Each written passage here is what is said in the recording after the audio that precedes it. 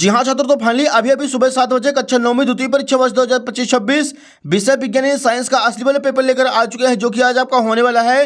तो पहले बच्चों को बिल्कुल भी टेंशन नहीं लेना है। यदि आप इस वीडियो को शुरू से लेकर लास्ट तक वॉच करते हैं तो 100% गारंटी है कि विज्ञान में आपको पास होने से कोई भी नहीं रोक सकता। तो चलिए बच्चों, मेरा टाइम वेस्ट किया, सबसे पहले आप देख सकते हैं पेपर का फ्रंट पेज आपका यहाँ पे कुछ इस टाइप का होने वाला है। एंड जो क्वेश्चन है बच्चों इसके अगले पेज से दिए गए हैं। तो यहाँ पे देखिए बच्चों, सबसे पहले प्रश्न 1 दिया गया है, सही विकल्प चुनकर लिखिए। इसका पहला क्वेश्चन है, निम्नलिखित में से कौन सा टिंडल प्रभाव को प्रदर्शित करेगा? जिसका राइट आंसर करेंगे ऑप्शन नंबर बा दूध। सेकंड क्वेश्चन है, सोडियम का इलेक्ट्रॉनिक विन्यास है। इसका करेक्ट आंसर हो जाएगा ऑप्शन नंबर दा 281। तीसरा प्रश्न है, अस्थि है। इसका राइट आंसर हो जाएगा ऑप्शन नंबर 7 संयोजी ऊतक। चौथा क्वेश्चन, संवेग का मात्रक है। ऑप्शन नंबर आ हो जाएगा किलोग्राम मीटर प्रति सेकंड। पांचवा प्रश्न है, वस्तु का जलत्व किसके बराबर होगा? इसका करेक्ट आंसर हो जाएगा ऑप्शन नंबर दा द्रव्यमान के। छठवां प्रश्न है, खरपतवार नहीं है। ऑप्शन नंबर बा हो जाएगा सरसों। तो बच्चों यहाँ पे जो क्वेश्चन नंबर पहला था सही विकल्प चुनकर लिखिए, पूरा कंप्लीट हो चुका है। इसका आप लोग फटाफट स्क्रीनशॉट ले लीजिए। जो बच्चे इंग्लिश मीडियम से हैं वो देखेंगे अपना solution. Choose the correct option any right. पहला क्वेश्चन है, which of the following will show the Tyndall effect? इसका राइट आंसर हो जाएगा option number B milk. Second question है, electronic configuration of sodium is? Option number D हो जाएगा इसका 281। Third question है, bone is? Option number C connective tissues. चौथा नंबर है, unit of momentum is? Option number A हो जाएगा किलोग्राम मीटर पर सेकंड। पांचवा क्वेश्चन देखिए, inertia of an object will be equal to? Option number D हो जाएगा मास। 6 नंबर क्वेश्चन है, which of the following is not a weed? Option number B हो जाएगा बच्चों इसका मस्टर्ड। तो बच्चों यहाँ पे क्वेश्चन नंबर फर्स्ट हो जाता है कंप्लीट। सेकंड के लिए मूव करते हैं अगले पेज पर। यहाँ पे देखिए पहले बच्चों दूसरा प्रश्न दिया गया है, रिक्त स्थानों की पूर्ति कीजिए। इसका पहला नंबर देखिए, जल से तेल निकालने के लिए पृथक्करण विधि का उपयोग करते हैं। सेकंड नंबर क्वेश्चन है, अविभाज्य सूक्ष्मतम कण को परमाणु कहते हैं। तीसरा क्वेश्चन, कोशिका भित्ति सेलुलोज की बनी होती है। चौथा प्रश्न है, घर्षण बल धकेलने की विपरीत दिशा में काम करता है। पांचवा क्वेश्चन, रदरफोर्ड का अल्फा कण प्रकीर्णन प्रयोग परमाणु के नाभिक की खोज के लिए उत्तरदायी है। और छठवां नंबर है, एकांक समय में दोलनों की कुल संख्या ध्वनि तरंग की आवृत्ति कहलाती है। तो बच्चों यहाँ पे जो क्वेश्चन नंबर दूसरा था फिल इन द ब्लैंक्स वो भी कंप्लीट हो चुका है। इसका आप लोग फटाफट स्क्रीनशॉट ले लीजिए। अगला देखिए बच्चों, तीसरा प्रश्न है, सत्य या असत्य कथन लिखिए। पहला प्रश्न है, तापमान बढ़ाने पर वाष्पीकरण की दर बढ़ जाती है। इसका आंसर हो जाएगा सत्य। दूसरा प्रश्न है, तत्व के अणु एक ही प्रकार के परमाणुओं द्वारा संचरित होते हैं। सत्य। तीसरा क्वेश्चन, Cl- आयन में संयोजक इलेक्ट्रॉनों की संख्या 17 है। असत्य। चौथा प्रश्न है, एक समान वृत्तीय गति में वस्तु अपनी गति की दिशा नहीं बदलती। सत्य। पांचवा प्रश्न है, अभिकेंद्र बल पृथ्वी के आकर्षण बल के कारण मिल पाता है। सत्य। छठवां नंबर है, ब्रायलर के आहार में प्रोटीन तथा वसा प्रचुर मात्रा में होता है। सत्य। तो बच्चों यहाँ पे जो क्वेश्चन नंबर तीसरा वो भी कंप्लीट हो चुका है। फिर से आप लोग इसका आंसर देख लीजिए, पहला सत्य, दूसरा सत्य, तीसरा असत्य, चौथा सत्य, पांचवा सत्य, छठवां सत्य। तो बच्चों यहाँ पे आपको केवल तीसरा कर देना असत्य, बाकी सारे के सारे हो जाएंगे सत्य। क्वेश्चन नंबर 4 के लिए मूव करते हैं अगले पेज पर। यहाँ पे देखिए पहले बच्चों चौथा नंबर है, सही जोड़ी बनाकर लिखिए। एक साइड है कॉलम ए, दूसरी साइड है कॉलम बी। पहला क्वेश्चन है 0 डिग्री सेल्सियस, तो इसका राइट आंसर हो जाएगा 273 केल्विन। दूसरा क्वेश्चन है नाइट्रोजन, इसका करेक्ट आंसर करेंगे, इसका संकेत N होता है। तीसरा है DNA, तो इसका आंसर हो जाएगा बच्चों केंद्रक में होता है। चौथा है वेग, वेग एक सदिश राशि है। पांचवा है बल, इसका सही मात्रक होता है न्यूटन। छठवां है पराध्वनि, तो इसका करेक्ट आंसर हो जाएगा ECG।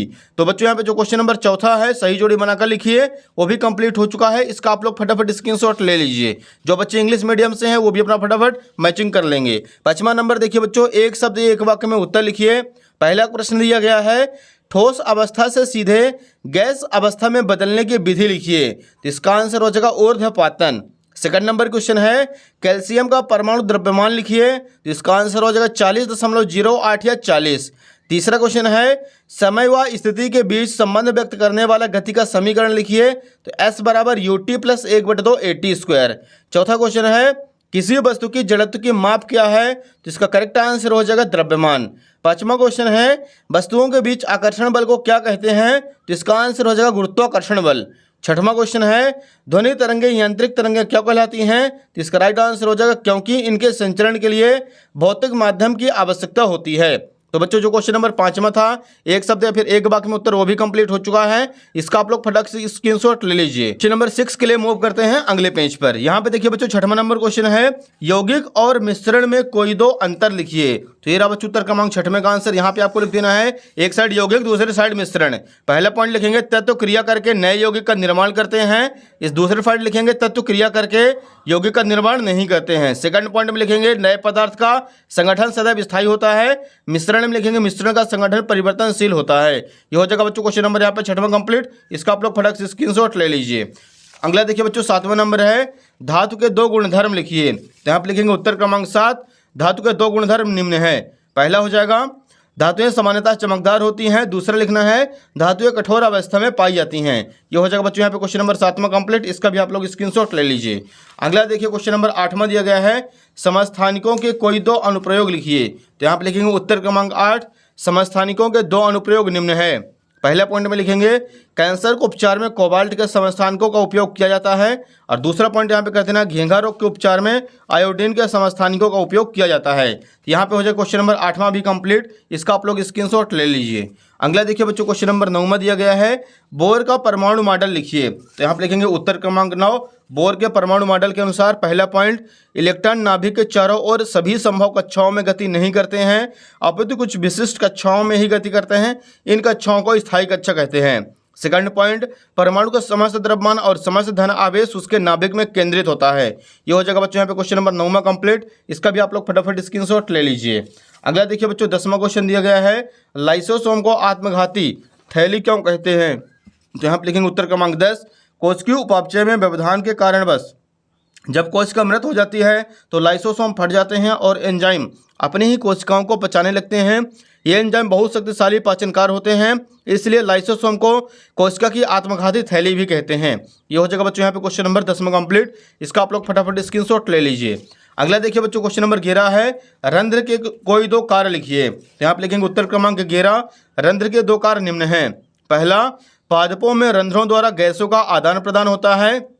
दूसरा, बाष्पोत्सर्जन के दौरान रंध्रों के द्वारा ही जल वाष्प बनकर उड़ता है। ये हो जाएगा बच्चों यहाँ पे क्वेश्चन नंबर 11 अपना कंप्लीट। इसका आप लोग फटाफट स्क्रीनशॉट ले लीजिए। अगला क्वेश्चन नंबर 12 के लिए मूव करते हैं बच्चों अगले पेज पर। यहाँ पे देखिए पहले बच्चों क्वेश्चन नंबर 12 दिया गया है, एक वस्तु के द्वारा कुछ दूरी तय की जाती है, क्या इसका विस्थापन शून्य हो सकता है? अगर हाँ तो अपने उत्तर के कारण द्वारा उदाहरण सहित लिखिए। तो यहाँ पे लिखेंगे उत्तर क्रमांक 12, हाँ किसी वस्तु के द्वारा कुछ दूरी तय करने के बावजूद उसका विस्थापन शून्य हो सकता है। उदाहरण के लिए, यदि आप सुबह घर से ऑफिस निकले, 5 किलोमीटर दूर ऑफिस गए और शाम को 5 किलोमीटर वापस घर आ गए, तब कुल विस्थापन जो है वो 0 होगा। ये हो जाएगा डियर क्वेश्चन नंबर 12 कंप्लीट। अगला देखिए क्वेश्चन नंबर 13 है, खराब बैटरी वाली कार को कुछ समय तक लगातार धक्का देने पर वह गति की अवस्था में आ जाती है, इससे गति के किस नियम की पुष्टि होती है, लिखिए। तो आप लिखेंगे उत्तर क्रमांक 13, खराब बैटरी वाली कार को लगातार धक्का देने से गति में आना न्यूटन के गति के दूसरे नियम की पुष्टि करता है। यह नियम बताता है कि किसी वस्तु के संवेग में परिवर्तन की दर उस पर लगाए गए बल के समानुपाती होती है और यह परिवर्तन उसी दिशा में होता है जिस दिशा में बल लगाया जाता है। ये हो जाएगा बच्चों यहाँ पे क्वेश्चन नंबर 13 कंप्लीट। इसका आप लोग फटाफट स्क्रीनशॉट ले लीजिए। अगला देखिए बच्चों इसी के नीचे दिया गया है क्वेश्चन नंबर 14, पानी की सतह पर रखने पर कोई वस्तु क्यों तैरती या डूबती है, कारण लिखिए। तो यहाँ पे लिखेंगे उत्तर क्रमांक 14, पानी की सतह पर किसी वस्तु का तैरना या डूबना मुख्य रूप से वस्तु के घनत्व और उस पर लगने वाले उत्प्लावन बल पर निर्भर करता है। यह सिद्धांत आर्किमिडीज द्वारा दिया गया था। ये हो जाएगा बच्चों यहाँ पे क्वेश्चन नंबर 14 कंप्लीट। इसका भी आप लोग फटाक से स्क्रीनशॉट ले लीजिए। अगला देखिए बच्चों क्वेश्चन नंबर 15 जो कि न्यूमेरिकल क्वेश्चन है, किसी वस्तु पर 10 न्यूटन का बल लग रहा है, बल की दिशा में वस्तु 2 मीटर विस्थापित हो जाती है, इस स्थिति में किया गया कार्य कितना होगा। यहाँ पे लिखेंगे उत्तर क्रमांक 15, दिया है बल F बराबर 10 न्यूटन, विस्थापन S बराबर 2 मीटर, किया गया कार्य W बराबर सूत्र होता है FS। तो F की वैल्यू है 10 × 2 10 दूनी 20 जूल। ये हो जाएगा बच्चों यहाँ पे क्वेश्चन नंबर 15 कंप्लीट। इसका भी आप लोग स्क्रीनशॉट ले लीजिए। क्वेश्चन नंबर 16 के लिए मूव करते हैं अगले पेज पर। यहाँ पे देखिए बच्चों 16 नंबर क्वेश्चन है, वायु जल या लोहे में से किस माध्यम में ध्वनि सबसे तेज चलती है, कारण लिखिए। तो ये रहा बच्चों उत्तर क्रमांक 16। यहाँ पे लिखेंगे ध्वनि की चाल ठोस माध्यम में अधिकतम होती है क्योंकि इसके कारण कण एक दूसरे के बहुत करीब होते हैं, जिससे कंपन होता है, तेजी से होता है, स्थानांतरित होता है। उदाहरण के लिए लोहे ठोस में से ध्वनि की चाल पानी तरल और हवा गैस की तुलना में बहुत कम होती है। ये हो जाएगा बच्चों यहाँ पे क्वेश्चन नंबर 16 कंप्लीट। इसका आप लोग स्क्रीनशॉट ले लीजिए। अगला देखिए बच्चों 17 नंबर दिया गया है, खाद एवं उर्वरक में कोई दो अंतर लिखिए। तो यहाँ पे लिखेंगे उत्तर क्रमांक 17, खाद एवं उर्वरक में अंतर निम्न है। पहला पॉइंट लिखेंगे, एक साइड लिखना बच्चों खाद, दूसरी साइड उर्वरक।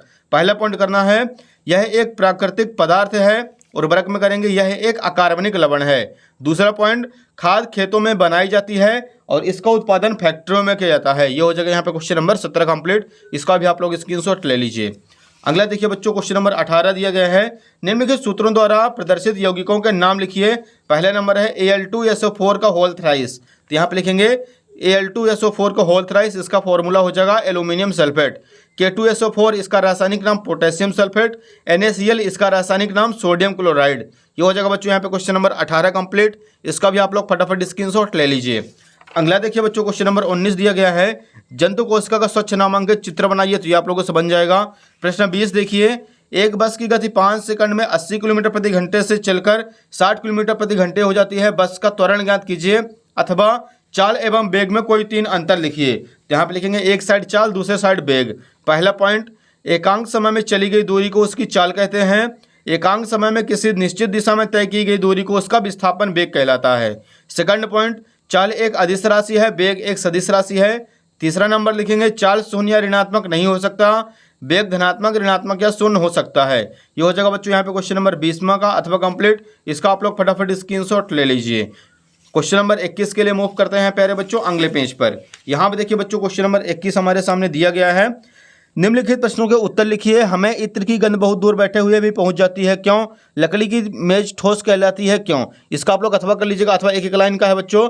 निम्न राशियों का मात्रक लिखिए। पहला है लंबाई का मात्रक मीटर, आयतन का मात्रक मीटर क्यूब, घनत्व का मात्रक मीटर की पावर -3 और दाब का मात्रक पास्कल। ये हो जाएगा बच्चों यहाँ पे क्वेश्चन नंबर 21 कंप्लीट। अगला देखिए बच्चों 22 नंबर दिया गया है, ऐच्छिक पेशी और अनैच्छिक पेशी में कोई 4 अंतर लिखिए।